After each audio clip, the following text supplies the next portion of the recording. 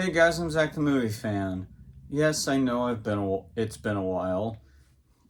But I do apologize for that, but I just really wanted to spend the time with my family and relax. Mm. And um which by the way, I hope you guys all had a nice Christmas. Um and even though Christmas is now over, and even though Christmas is now over, I wanted to I want to spend the last days of this month talking about the last two Christmas horror films I have to cross off the list. And this last one feels very fitting considering that it just got a remake recently. That, if you guys recall, I did a short video on. Expect a review on the remake next week. But I can't talk about the remake. But I can't talk about the remake yet without talking about the original Silent Night, Deadly Night. Silent Night, Deadly Night was released back in 1984, and it is going down in history as one of the most controversial horror films of all time. Which, I mean, yeah.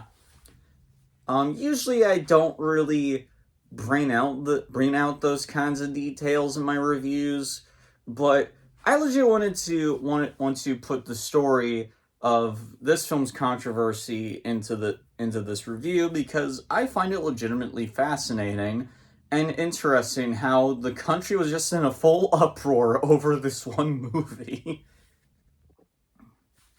You see, parents and other people were in uproar over this film. Parents tried to get it banned and removed from theaters. This is mostly because movie's killer is dressed up as Santa Claus, and many parents were livid, worried that this film would ruin Santa for children, or they could just not have their kids watch the R-rated horror film, which is meant for adults.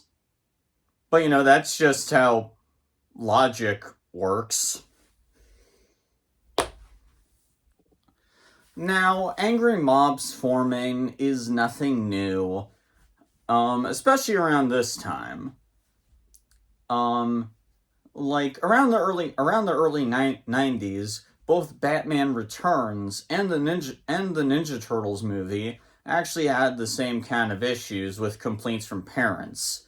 Most because those two films had, despite being rated PG, had darker subject matter and were mostly meant for kids. While I too think that is really incredibly stupid, I at least get it there because Batman and the Ninja Turtles are mostly marketed towards kids. So I can understand parents being uncomfortable with having their kids watch something that had a bit more of a darker edge to it, especially when it comes to Batman Returns. Like, I only take issue with this shit if it's directed towards an R-rated horror film. It's rated R. It's not meant for children, you fucking dunces. Just don't have your kids watch the movie. Easy. The funniest thing, however, is that the controversy actually helped in the film's favor. Because of all the angry mobs and angry parents and stuff, it actually got a lot of audiences more interested in the film and wanted to see what it was all about. In fact, the buzz for this movie was actually so good that despite only lasting in theaters for 1 week, it made its money back. Oh yeah, that's another thing too. Eventually, the public outcries had gotten so bad that TriStar Pictures finally decided to remove the film from theaters after only a week. In fact, I also found out too that apparently TriStar actually tried to burn footage of this film. Yeah, there were. I'll get more into that later in the review. But yeah, despite it only being in theaters for 1 week, if I recall correctly, I think the film had a budget of around $700,000 or around 400,000, and it made back about 2.5 million. For being in the theaters for only 1 week, that is impressive. So impressive that in the first week, it actually made more money than Nightmare on Elm Street. That's pretty damn impressive. And if it did, would it have beaten out Nightmare on Elm Street in the following weeks?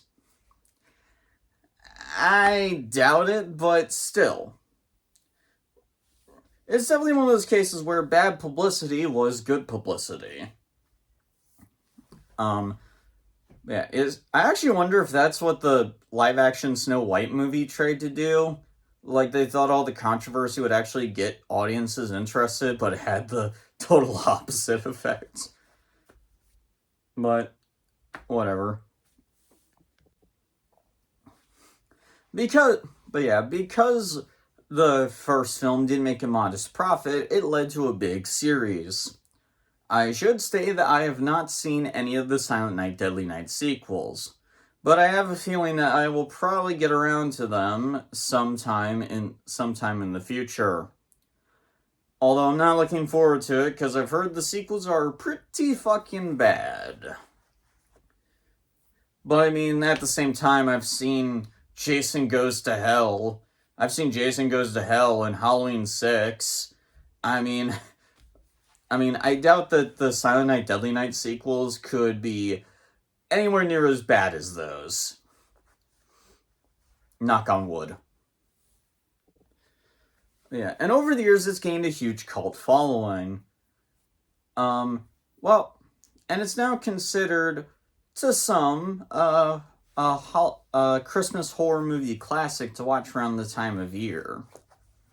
Although I don't really see a huge audience gravitating towards this film compared to other Christmas slasher films like Black Christmas.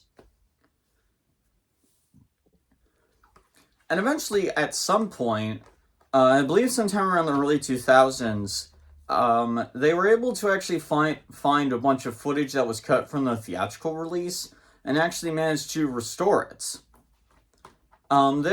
Due to the MPAA, they had to cut like a decent amount of the gore and kills. In fact, TriStar even went as far as to actually burn the film reels that had those deleted scenes, that had those kills in it. Which, by the way, I do not approve of doing that, ever. You are destroying film history, TriStar, and you should be ashamed of yourself. Sorry about that. Anyway, by some shred of luck, however, the people who were responsible for the unrated cut of this film were actually able to, from what I hear, they managed to get the footage of the kills that were removed by finding a VHS that didn't have those scenes removed. Talk about a shred of luck.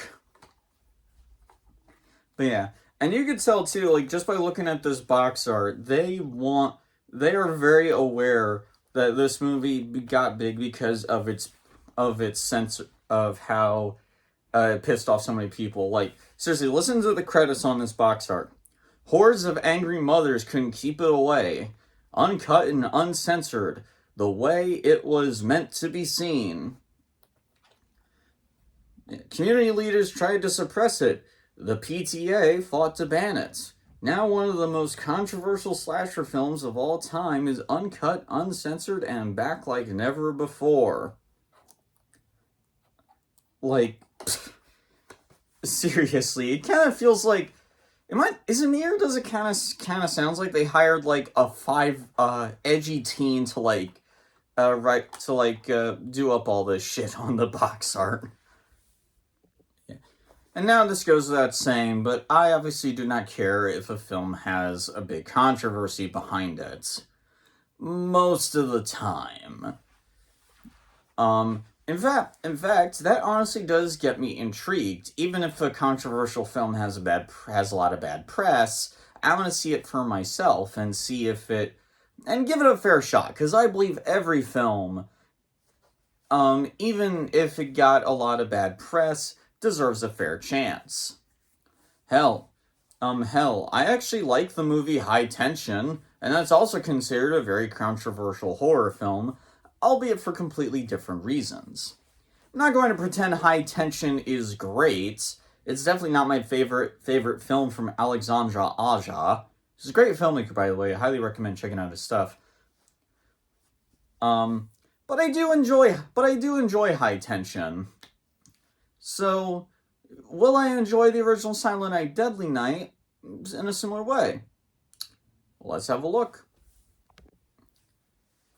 Well, by the way, first thing I have to say, and I know this will seem like a very bizarre positive, but am I the only one that really loves how corny the like opening title drop is?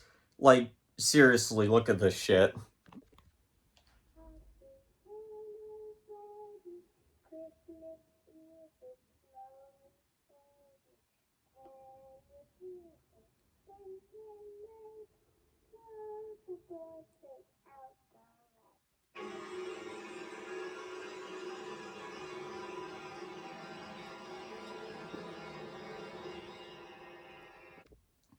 Like, seriously.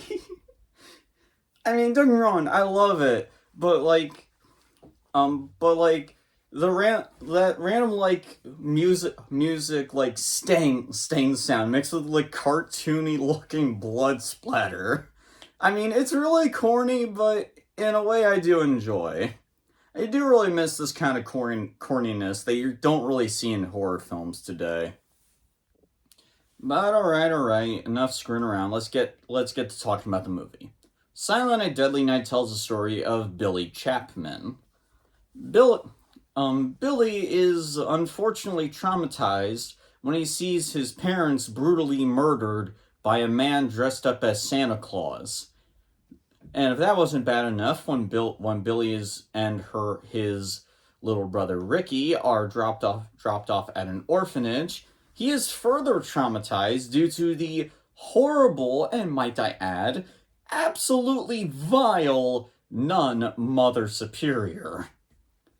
Billy grows up into a young man, and he seems like a normal, stable person until his boss wants him to dress up as Santa Claus for the department store he now works at.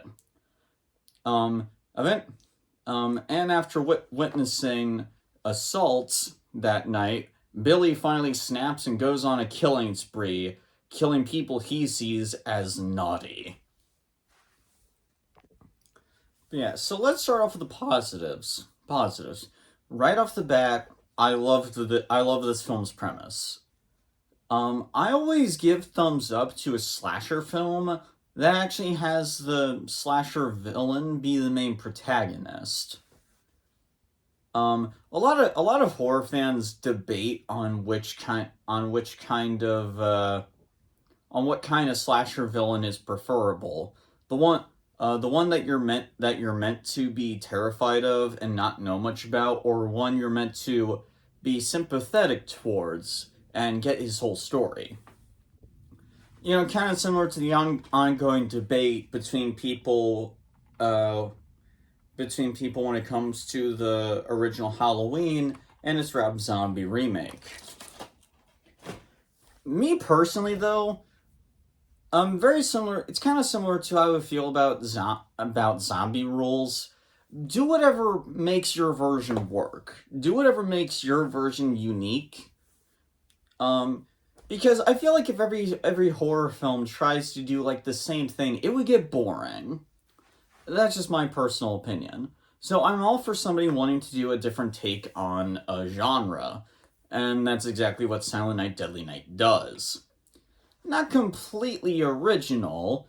There was actually a horror film that came out a while ago, I think called Christmas Evil, which actually had a very similar premise of a guy dressed up as Santa, killing people he sees as bad.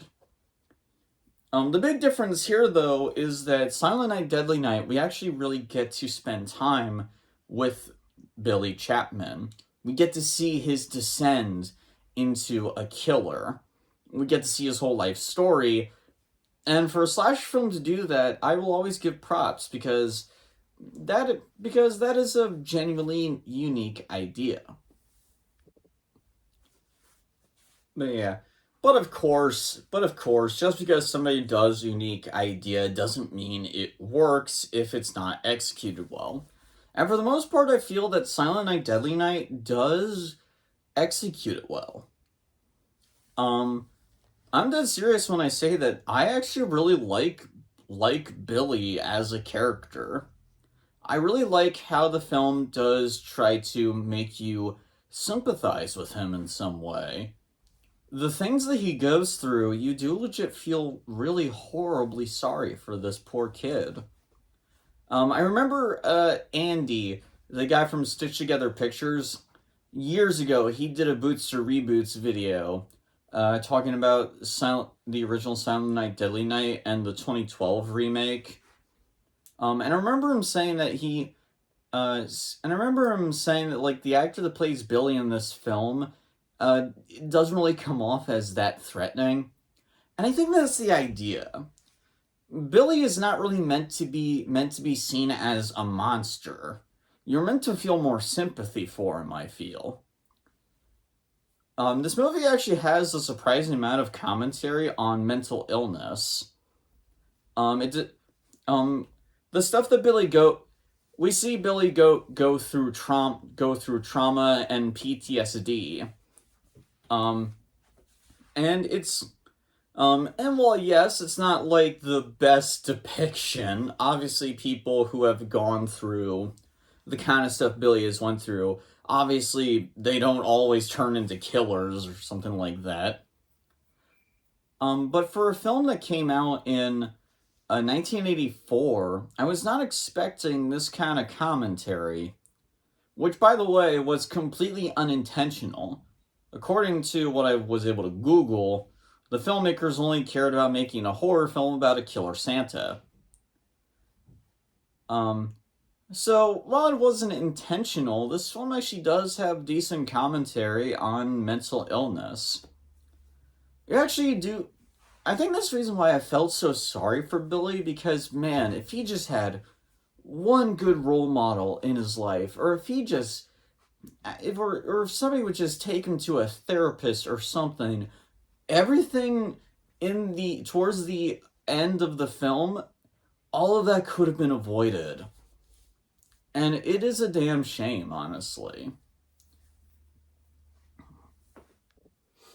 I also really like the actor that plays Billy in this film, which, by the way, apparently this was his first ever acting gig. And for a first timer, I think he does a pretty decent job. Um, and I think my favorite parts of the actor's performance is when he goes about killing people in the Santa suits. Not because he looks badass or anything like that. But more because I noticed that throughout a lot of the times in the movie, there are very few times where Billy smiles. I mean, there are a couple, but for the most part, he just looks absolutely miserable. And just always it looks extremely pissed. And considering that we spent like a majority of the movie getting to know Billy and seeing the awful things he went through, I personally feel that his descent into a killer is tragic. I mean, yeah, a lot of it is done in a typical slasher movie kind of way, but but but like you don't feel afraid of Billy. You feel more sympathetic towards him. And I think that's what really makes the film interesting. This isn't really meant to be like the kind of slash film where you're meant to be scared. This isn't meant to be something like Nightmare on Elm Street or Halloween. It kind of feels more like a horror film where it dives into the mind of someone who becomes a serial killer. And I do find that fascinating. However, this is a slasher film, so how are the kills? Pretty damn good, I'm not gonna lie. The kills I wouldn't exactly say are like the most creative, but the makeup and gore effects are fun. Um,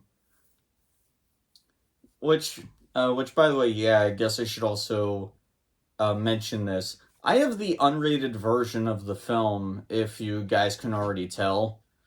And you could definitely tell that they definitely took like the kill scenes from like older footage, because the film quality really does vary. Mm, I can imagine that maybe being distracting for some, but considering like what they had to do in order to compile the film together, I give it a free pass. Regardless, that doesn't change the fact that the kills look pretty damn good. Probably the most well known and iconic kill in the movie is the woman getting impaled on reindeer antlers. Yeah, there just happens to be like a mounted deer head on the wall. Um, it's this has actually cemented itself as one of the most iconic kills in horror history. So much so that the kill is literally repeated in both remakes. But yeah, if there are any negatives that the film has, well, this one I think mostly comes down to personal preference. But this is a very bleak movie. Like there's not really a lot of moments of levity. And the moments of levity they have in there, which I will get into, don't really work very well. So if you really just don't want to watch a very bleak and kind of miserable, mean-spirited film like this, especially around Christmas time, then this will probably not be your thing. And honestly, that's totally understandable. When it comes to the kind of Christmas horror films people like to watch around the holidays, I'd imagine that most people would rather something more ridiculous like Krampus or Jack Frost. But yeah, the bleak tone really didn't bother me so much, but I can imagine it bothering others. I think what really holds the film back is its really corny tone at times. Like there are definitely times in this movie where it really does show its age. There's literally a scene when Billy gets the job at the toy store. The movie literally shows a goddamn montage sequence played to the most 80s sounding music ever, and it really doesn't fit the bleak tone the film has set the entire time, and it comes the hell out of nowhere that it's kind of hilarious. Yeah. Overall, though, I do enjoy the film. It's far from perfect, and it definitely does show its age, but I really like the killer. I like the kills. The soundtrack is fantastic, and it's just a very interesting deep dive into a serial killer essentially, and I think that's very interesting. It's not going to be everyone's cup of tea, and I can imagine others having different opinions, but I personally really enjoyed this film despite its problems. I I probably give the film a B plus. It's far from perfect, but I really did have a fun time with it. So yeah, the original Silent Night, Deadly Night. Have you guys seen it? What did you guys think of it? Let me know down in the comments below. If you like what you see here, like, comment, and subscribe, and hit the bell so you never miss a video. That's all I got for tonight. See ya.